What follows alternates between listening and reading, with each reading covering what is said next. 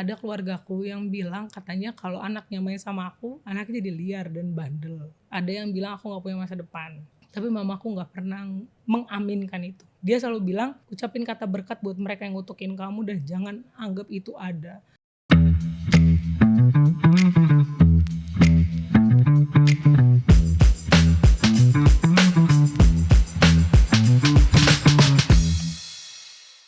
Selamat datang di Forfoxa, tempat di mana ceritamu didengar dan dapat menjadi kekuatan untuk orang lain.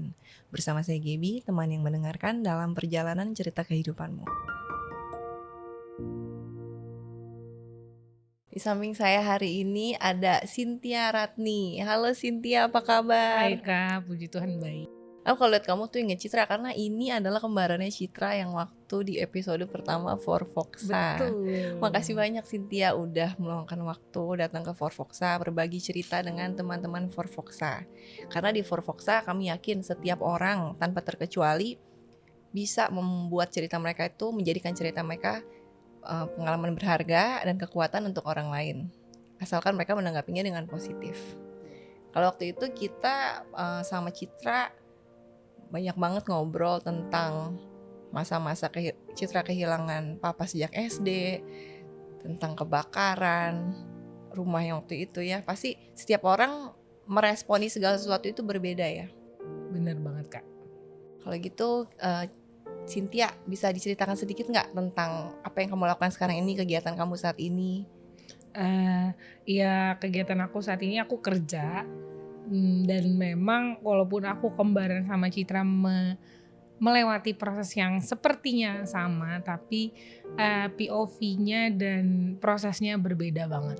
Karena Citra itu kalau kami kembar tapi kami sangat identik, tapi Citra itu girly banget, sedangkan aku tuh tomboy. Oke, jadi meskipun kembar identik tapi pasti POV dalam melihat sesuatu akan berbeda. Betul. Dan karakter juga berbeda ya. Karakternya beda Kak, bener-bener berbeda banget. Tapi kalau secara cuma dilihat gini aja ya kayak sekembar banget. Iya, suaranya juga mirip lagi. Iya, sama semua identik. Tapi karena kita satu hari-hari, tapi bedanya memang di karakternya sih, beda banget. Ya, dan pemikiran Menanggapi, meresponi sesuatu juga pasti beda. Kalau ingat masa kecil kamu sebagai kembaran Citra, kamu pernah gak sih merasa dibanding-bandingkan sama Citra?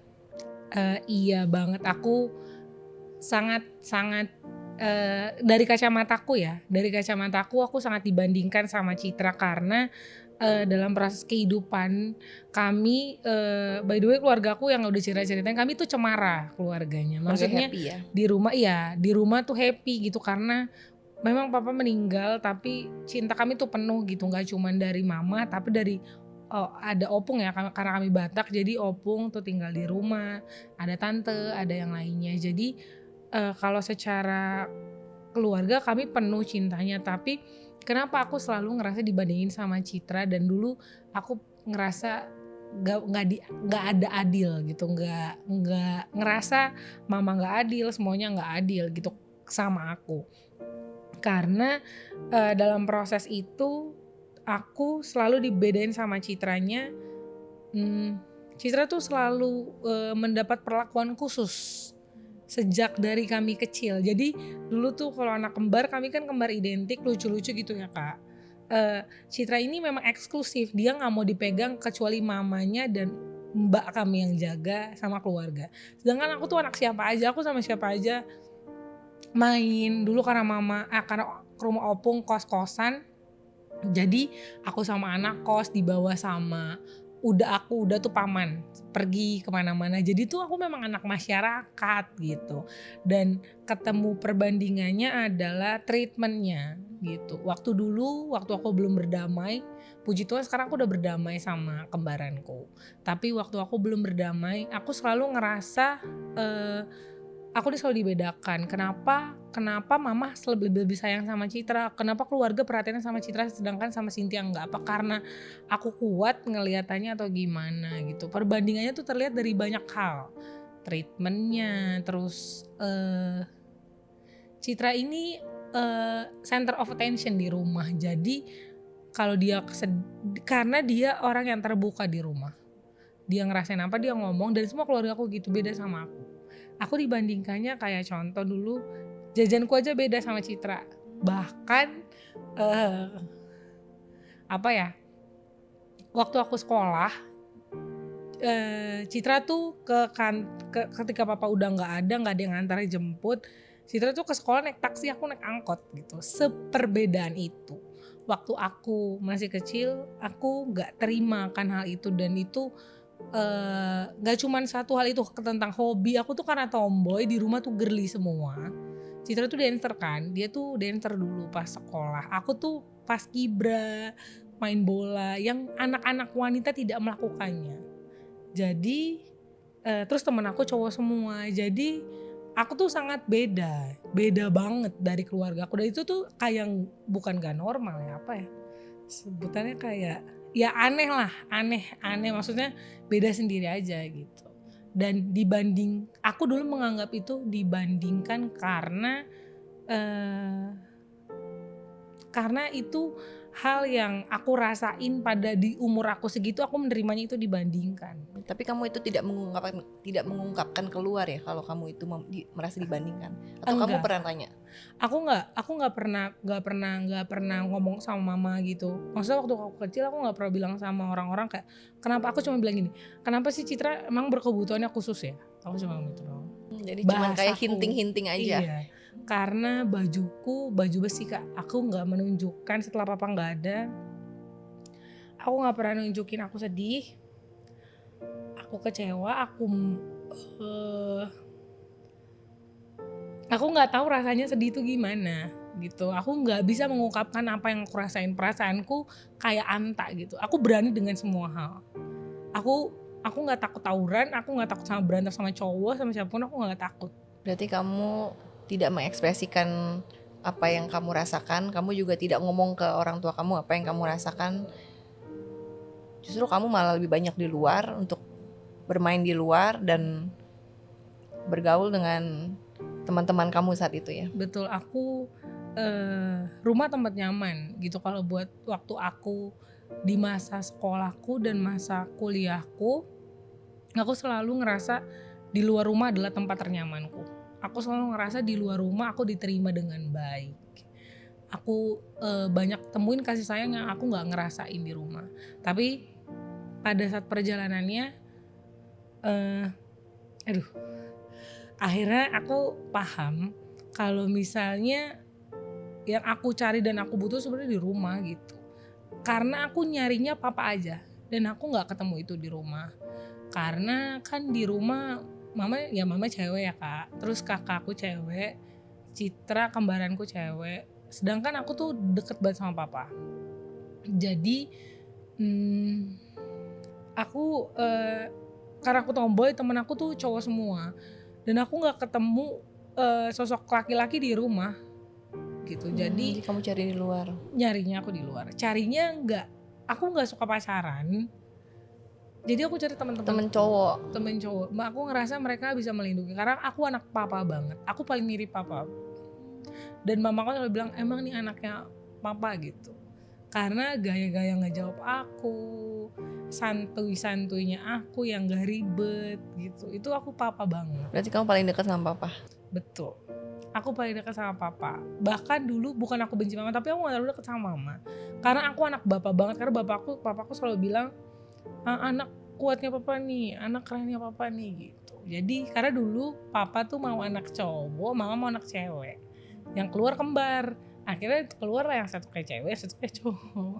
Jadi waktu kamu kehilangan papa kamu waktu SD, apa yang kamu rasakan saat itu?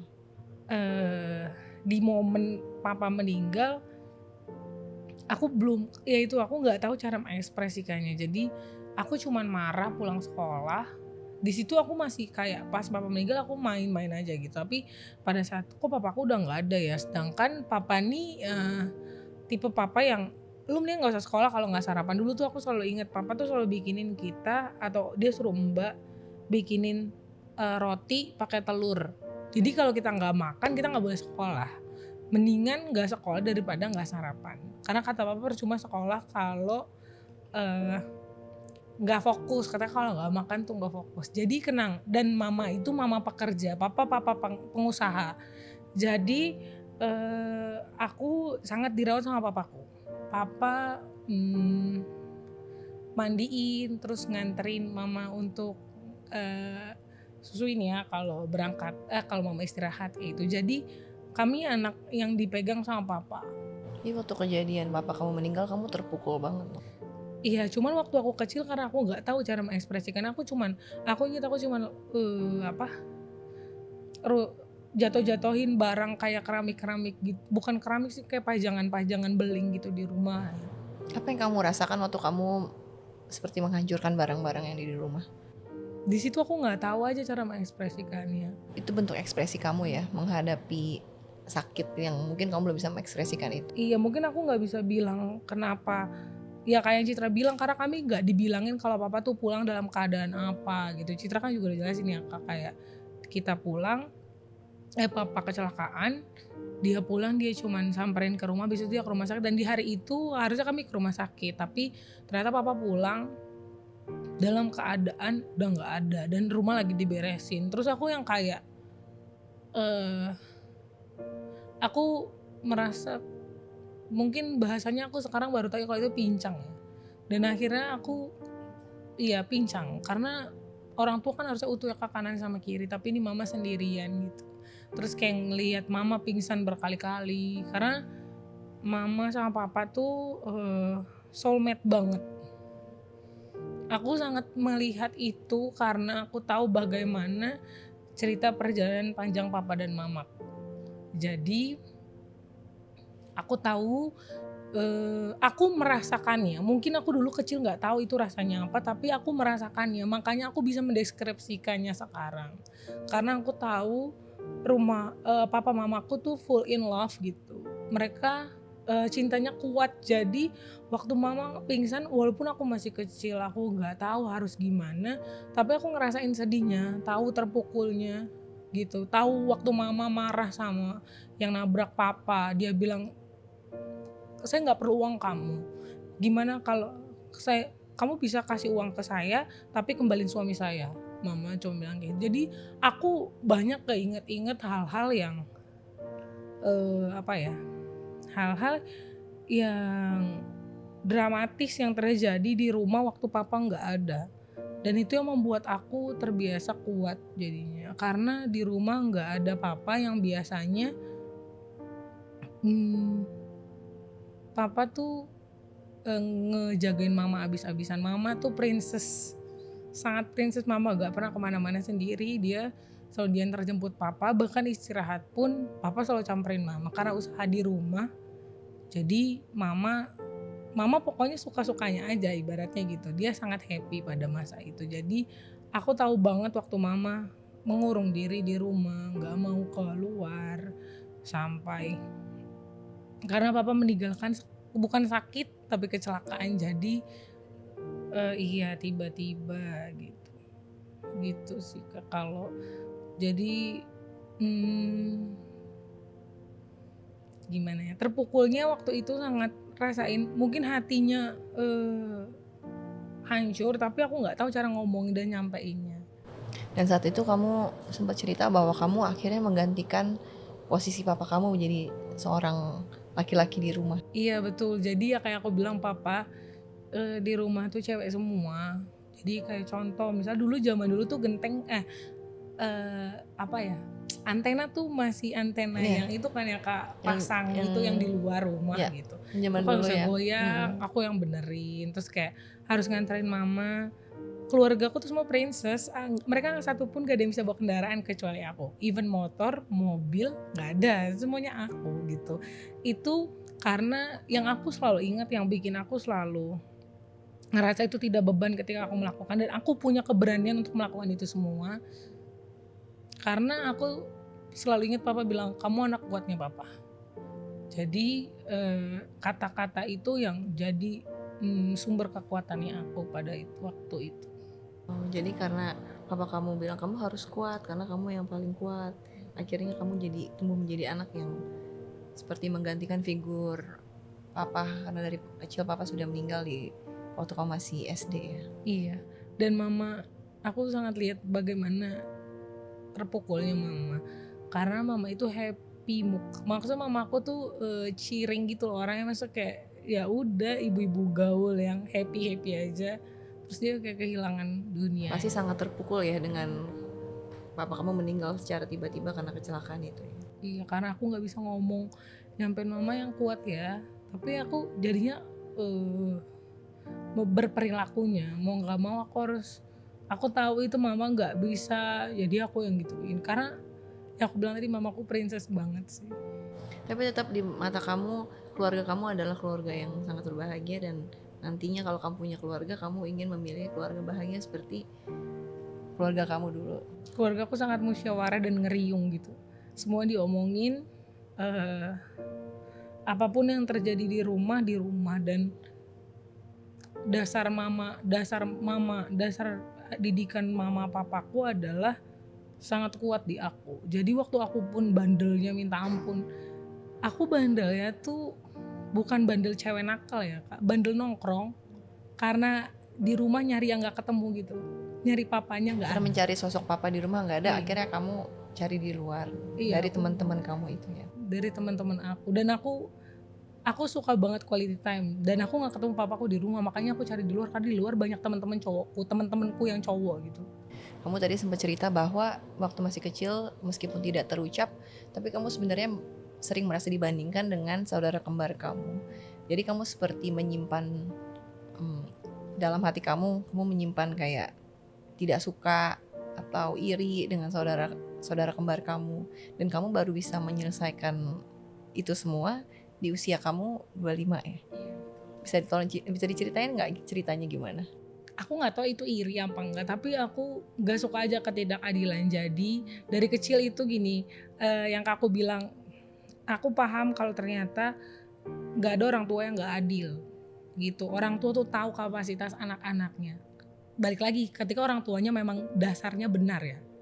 Jadi waktu dulu aku ngerasa aku dibandingkan itu karena yang tadi aku bilang, Citra ke sekolah tuh bisa pakai taksi, aku pakai angkot, terus dia selalu jajannya lebih banyak ya. Dia banyak dukungan dari keluarga karena dia sebenarnya kalau dilihat pakai kacamata normal secara logika, dia anak yang bener di posisi dia wanita gitu. Kenapa aku harus marah? Sekarang aku bisa ngomong gitu karena aku udah tahu waktu yang aku lakukan salah. Dari mana kita mau dapat dukungan kalau misalnya perilaku aku aja tidak mencerminkan yang normal gitu, ibarat kasarnya. Walaupun itu mungkin buat orang-orang ya udah sih, memang ada anak yang beda, ya udah.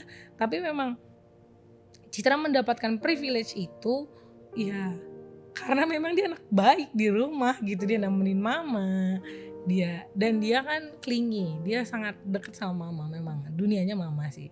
Nah jadi sebelum aku berdamai sama Citra, banyak hal yang aku ngerasa dibandingin. Salah satunya sepeda, aku paling ingin sepeda.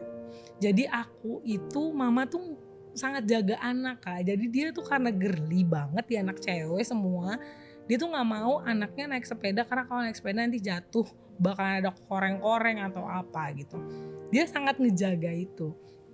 Nah waktu itu akhirnya mama bolehin aku beli sepeda gitu.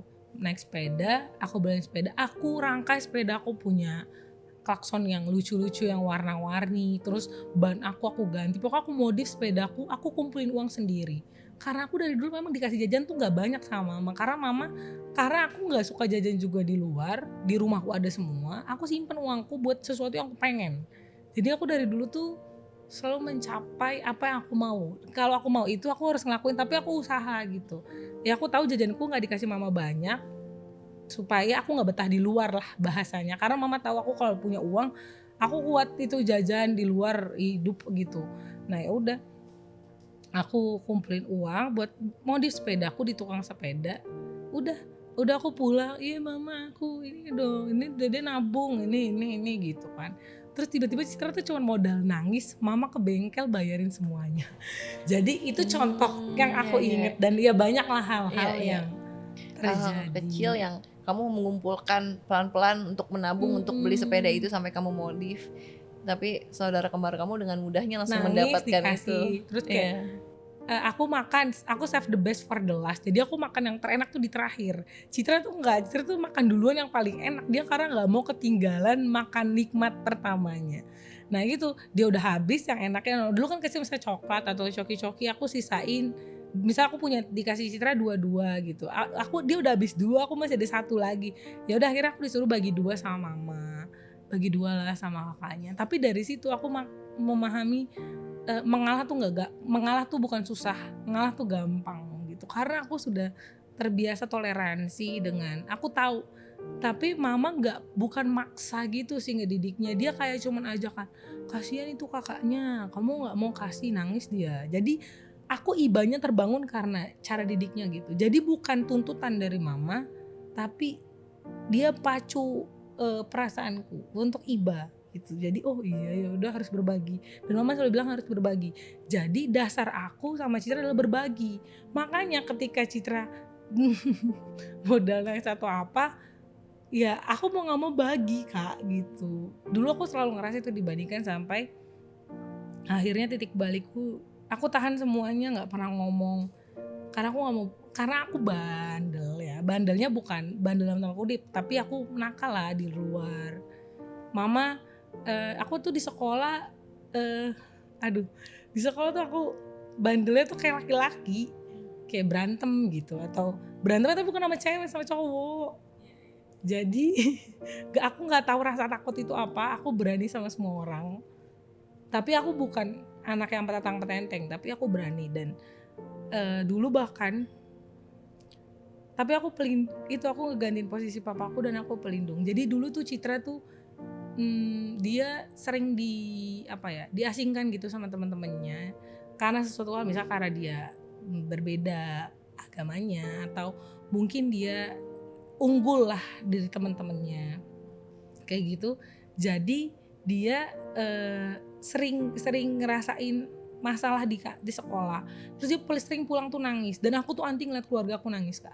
Aku punya prinsip, semua aku boleh hancur tapi jangan ganggu keluargaku. Wow, bener-bener seperti pelindung ya. Iya, jadi dulu Citra kalau ada masalah di sekolah, aku datang ke sekolah dia, aku samperin temennya. Oh ya. Aku bener-bener gak punya rasa takut sedikit pun waktu dulu. Jadi meskipun kamu dalam hati ada sedikit rasa dibanding-bandingkan, tapi kamu tetap belain saudara kembar kamu. Iya, karena dasarnya mama selalu bilang kasihnya sih, harus ngasihin itu saudara, harus berbagi, harus disayang. Kalau kalian gak saling sayang, siapa yang sayang sama saudaranya gitu. Jadi dasarnya itu. Waktu kamu lagi dalam masa-masa yang kamu bilang bandel, reaksi dan respon mama kamu gimana saat itu? Apa dia menghukum kamu? Apa yang mama kamu lakukan? The best mom dari semua bumi ini, mungkin mama aku paling the best, karena satu-satunya manusia yang gak pernah ngucapin kata negatif, bahkan satu kata kutuk pun gak pernah keluar, cuma dari mama. Orang boleh bilang aku bandel, tapi satu kata pun mama gak pernah bilang aku bandel. Dari kecil. Walaupun kelakuan aku ajaib gitu, aku sering berantem sama temen gitu, terus kayak kok anak cewek main bola gitu. Dan karena bapak udah nggak ada, janda kan suka dianggap nggak bisa jaga anak gitu ya. Dia dapat mungkin omongan dari keluarga, tapi mama nggak pernah satu kata pun ngutukin aku, bahkan ngomong. Dan dia nggak percaya sama aku. Dia selalu percaya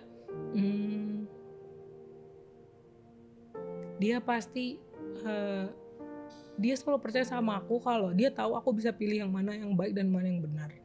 Dia gak pernah, setiap aku pulang malam atau misal aku udah dicariin gitu ya sama orang rumah, kenapa gak pulang gitu, karena namanya aku main sama teman-teman cowok, mereka kan nongkrong gitu. Mama gak pernah marah, mama cuma bilang dulu sama aku, apapun yang kamu lakuin di luar, kamu tahu yang mana yang baik dan mana yang benar. Yang penting mama cuma bilang, satu, gak boleh gak gereja. Cuman itu doang pesannya. Jadi terus setiap ada orang ngomongin aku, mamaku gak pernah bilang tuh deh kamu diomongin tuh, gak pernah. Mamaku cuma bilang, dia bahkan gak berani ngomong sama aku karena dia tahu aku akan ngelawan orang itu. Jadi dia nggak ngomong apa aku, misal aku lagi tidur, dia curhat gitu ya sama tanteku, sama kakakku yang paling besar. Dia cuma bilang, iya, aku ingat ada satu cerita ini soalnya. Ada keluargaku yang bilang katanya kalau anaknya main sama aku, anaknya jadi liar dan bandel. Ada yang bilang aku nggak punya masa depan. Tapi mamaku nggak pernah mengaminkan itu. Dia selalu bilang, ucapin kata berkat buat mereka yang ngutukin kamu dan jangan anggap itu ada. Dan mamaku selalu bilang, kalau kamu dijorokin orang atau orang jahat sama kamu nggak apa-apa, tapi kamu jangan pernah jahat sama orang. Dan waktu aku diomongin, aku lagi tidur dan mamaku mungkin ngerasa aku tidur, aku nggak denger gitu. Jadi sambil tidur kamu dikasih. Aku tidur, mereka lagi cerita gitu Kak. Oh, oke. Cerita di kamar, mereka lagi cerita kayak, iya si Cynthia diomongin katanya. Jadi kamu denger ya? Iya, padahal aku tuh tidur denger. Aku anehnya itu aku tidur denger kalau aku diomongin. Nah pas ngomong gitu mama cuma bilang, iya gue sedih sih. Dia sebut, mama sedih sih Kak, tapi ya udahlah, biarin aja lah, mau diomongin apa nggak usah ini juga, biarin aja mereka mau ngomong apa gitu. Terus waktu aku denger itu aku rasanya pengen bangun, tapi pengen marah gitu. Terus aku pengen bilang, mama kira aku nggak denger, udah mah kita lawan aja dia, pengen aku gituin rasanya. Tapi karena aku tahu setiap aku pun mau ngelawan, mamaku suluhnya ngalah, jadi ya udahlah ya. Di situ aku udah kayak, gue udah tahu banget jawaban mama gue, abis ini gue disuruh ngalah, suruh berdoa, udah nggak usah ngomong, berarti udah diem aja. Gitu. Akhirnya aku diem, terus aku kayak, dari situlah banyak orang yang ngerasa aku nggak punya masa depannya. Dari situ aku tahu kalau omongan orang tuh nggak ada isinya. Karena omongan orang yang negatif itu nggak ada isinya. Karena aku percaya, aku hari ini tuh karena doa mamaku, ratusan air mata yang mungkin turun, dan doa berapa kali dia doain aku setiap aku tidur. Mamaku selalu doain aku kalau lagi tidur. Mungkin dia ngerasa aku nggak denger, tapi aku tuh denger dia doain kita sambil nangis, doain supaya aku tuh masa depannya bagus, lebih baik dari dia. Aku selalu denger itu. Jadi yang bikin aku akhirnya pertobatanku lah ya, berarti perubahanku adalah doa mamaku. Jadi mama kamu tidak pernah mengucapkan kata-kata kutuk atau kata-kata negatif, meskipun ada yang lagi ngomongin kamu, meskipun tuh anggota keluarga kamu ngomongin kamu, tapi dia bilang, enggak, aku mau mengucapkan berkat, kata-kata positif untuk anakku. Bahkan dia bisa lebih ngebelain orang yang ngomongin kita daripada kita disuruh ngalah. Jadi memang jiwanya besar, dia kayak Sinterklas deh, jiwanya besar banget. Bahkan di saat orang ngomongin dan orang itu cari masalah sama kita, dia suruh kita ngalah, nenangin kita, dan dia akan bergaul biasa aja gitu sama orang itu, kayak nggak ada apa-apa, dia nggak ngejelasin apa-apa juga. Jadi ya udah, dia cuman tahu berlaku benar. Dia nggak peduli apa efeknya, yang penting dia cuma berlaku benar. Dan dia selalu bilang ini, kalau yang bisa ditenangin harusnya ditenangin. Makanya dia pendamai banget, dan menurut dia yang bisa ditenangin adalah keluarganya. Makanya aku sama Citra sama kakakku tuh selalu ditenangin kalau ada apa-apa. Akhirnya aku berdamai sama Citra yang tadi kakak tanya juga. Ya aku berdamai sama Citra akhirnya.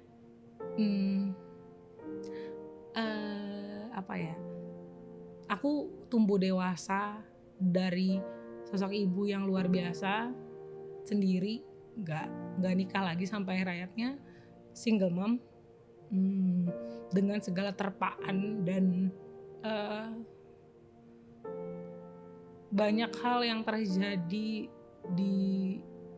di luar akal manusia, tapi Tuhan pelihara kami gitu. Kami nggak pernah kekurangan, nggak pernah minta-minta orang. Terus semua kata-kata kutuk orang-orang yang bilang aku nggak punya masa depan, Tuhan angkat aku sampai aku dapat kerjaan bagus, kerjaan baik gitu. Kakak aku juga, kita bisa jadi berkat buat orang lain bahkan. Dan itu sih pertobatanku, dan aku berdamai sama Citra adalah ketika aku bertobat, aku udah beda gaya hidupnya kan, udah lebih baik, udah nggak main lagi sama teman-temanku. Maksudnya jarang main sih, kalau main ya main kadang-kadang tapi jarang. Titik balik kamu itu saat kamu dengar doa mama kamu itu? Iya, titik balikku adalah aku keinget doa mamaku. Dan waktu aku dengar doa mamaku, dia doanya ucapan syukur, bukan permintaan. Jadi akhirnya aku tahu kalau ternyata doa itu bukan permintaan, tapi ucapan syukur. Karena mamaku selalu bersyukur walaupun punya anak yang ajaib kayak aku sama Citra gitu. Kami tuh jarang berantem yang gimana-gimana, tapi sekalinya berantem aku tuh diem. Aku nggak tahu cara marah yang benar. Karena aku kalau marah pukul dulu, dan aku nggak mungkin pukul keluargaku. That's why aku sering berantem kan sama orang. Dulu aku di sekolah, orang liatin aku dari atas sampai bawah bisa aku pukul. Berarti kamu tumbuh sebagai anak yang tomboy ya, lebih kayak laki-laki. Apa itu masih mempengaruhi identitas kamu saat ini? Apa kamu masih tomboy maksudnya? Oh, sekarang udah beda banget sih, Kak. Beda banget ya. Pokoknya 25 tahun aku udah tinggalin gaya hidupku yang lama. Aku berdamai sama Citra terakhir. Aku bilang sama dia kayak, lu tau gak sih, mama juga, mama tau gak sih, aku tuh ngerasa mama gak adil gitu. Terus mama gak adil karena kenapa semuanya Citra, kenapa dunia ini tujuannya Citra, kenapa semuanya harus Citra, kenapa waktu mama nonton aku bola, sekalinya seumur hidup mama nonton aku kalah. Aku gak pernah kalah mah, tapi pas mama nonton aku kalah gitu. Terus mama gak pernah nonton aku pas kibra, tapi kalau Citra ditemenin ngedance. Di usia kamu 25 itu akhirnya kamu bisa mengungkapkan ya, akhirnya itu aku semua. bisa ngomong itu semua di rumah pas kami ulang tahun, sebelum kami ulang tahun. Lalu responnya gimana dari mama kamu? Mama pasti kaget juga ya? Mama kaget karena aku tuh tertutup banget di rumah, di keluargaku semua aku paling tertutup. Aku tuh nggak kayak Citra gitu.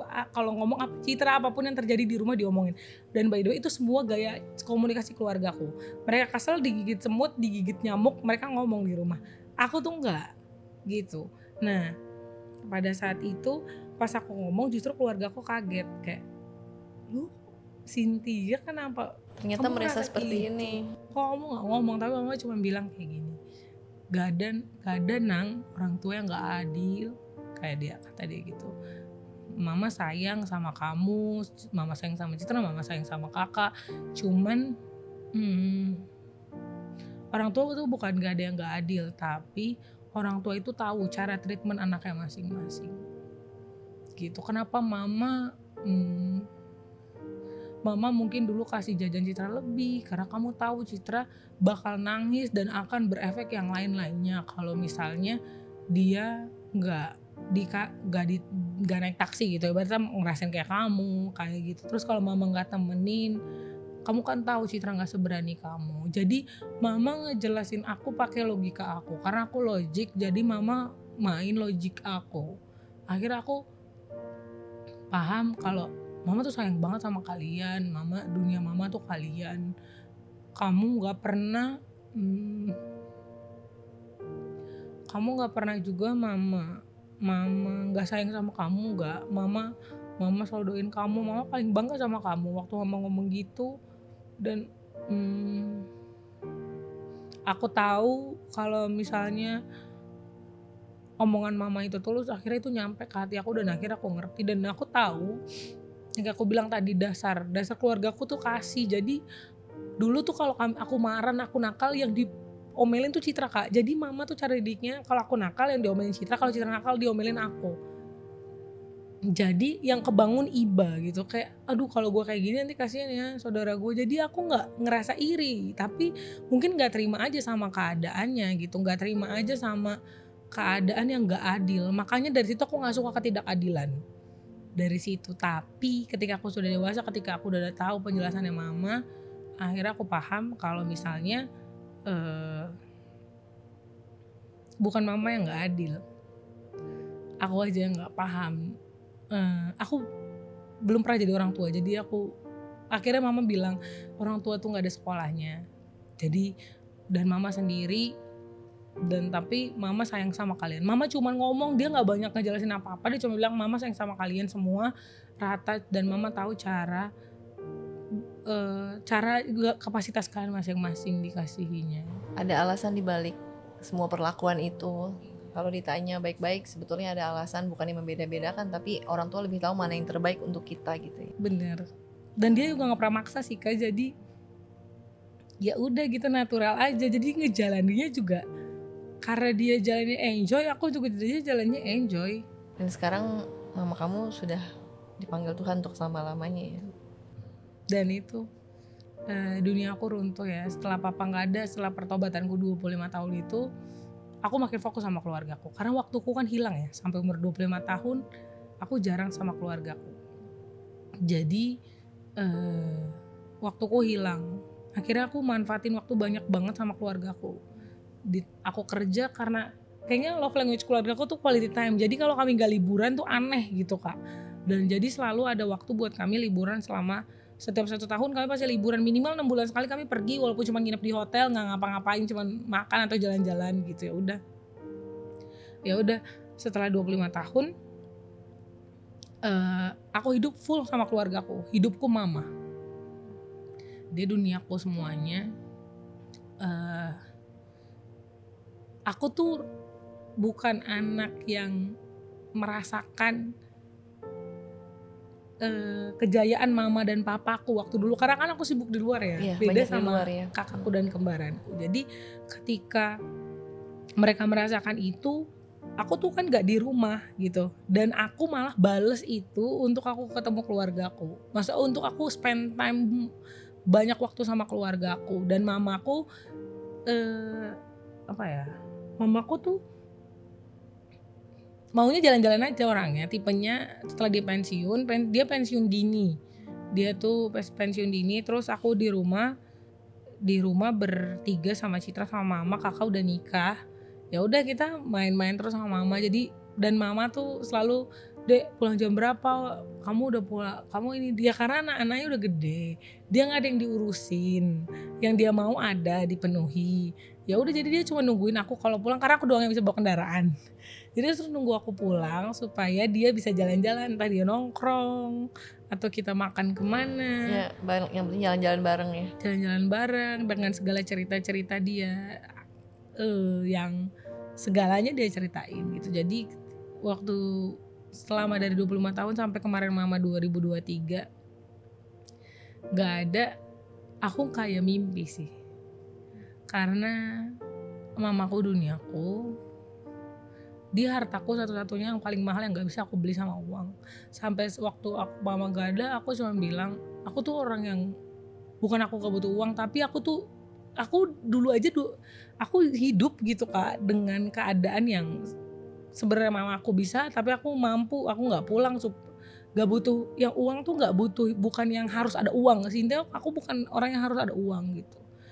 Sampai aku bilang sama diriku sendiri, hartaku yang paling mahal ternyata mama satu-satunya hal aku tuh, karena aku nggak suka uang, ya aku cuma suka mamaku gitu ibaratnya. Kalau orang kan mungkin ada hartanya dia sedih kebakaran, aku kebakaran aja aku ngajak Citra berdoa Kak.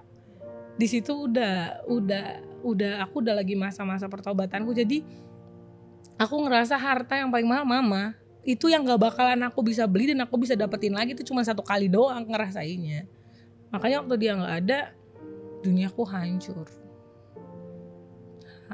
lebur, tapi aku nggak bisa balikin dan aku harus kuat di situ. Aku tahan semuanya karena aku harus ngurusin proses pemakaman dan yang lainnya kan. Harus tetap kuat ya, Harus menjalani itu. Ngejalaninnya. Aku nggak ngerasain sedihnya di situ.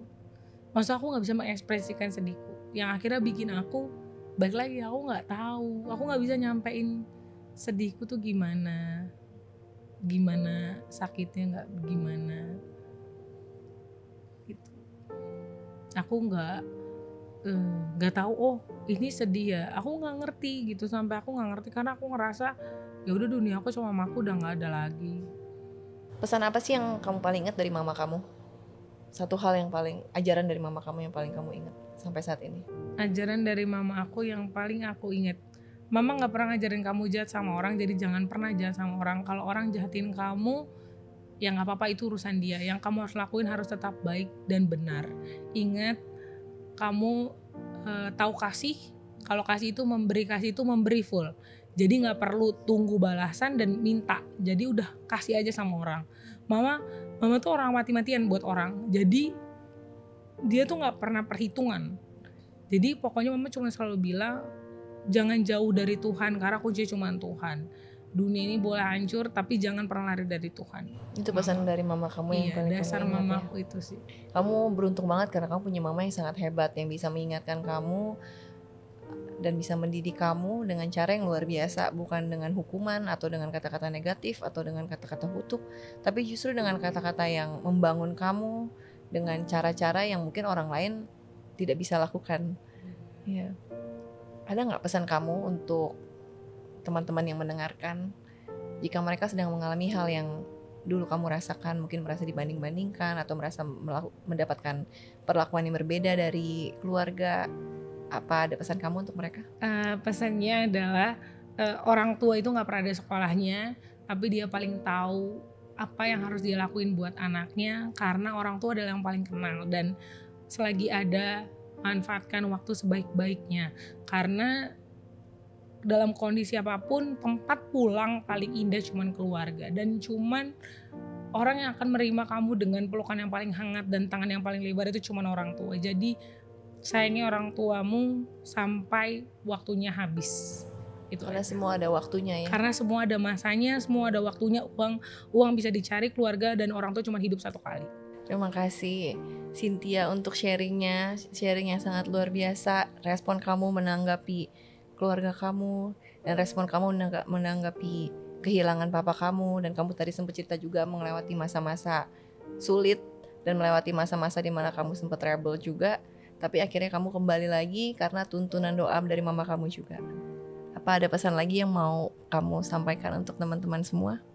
Aku cuma bilang satu hal sih, semua yang mungkin lagi di kondisi gak baik dan gak benar, semua ada waktunya dan itu akan habis. Jadi kalau udah tahu kebenaran, balik ke kebenarannya. Jangan lama-lama di situ karena itu bukan tempat kita. Tempat kita di jalan kebenaran. Thank you Cynthia untuk waktunya. Butuh waktu, butuh air mata, tapi akhirnya kita belajar. Hati yang berdamai selalu menemukan jalan pulang. Terima kasih sudah mendengarkan. Saya harap cerita ini mendatangkan kekuatan, dan sampai jumpa di episode Forfoxa berikutnya. 'Cause your voice matters.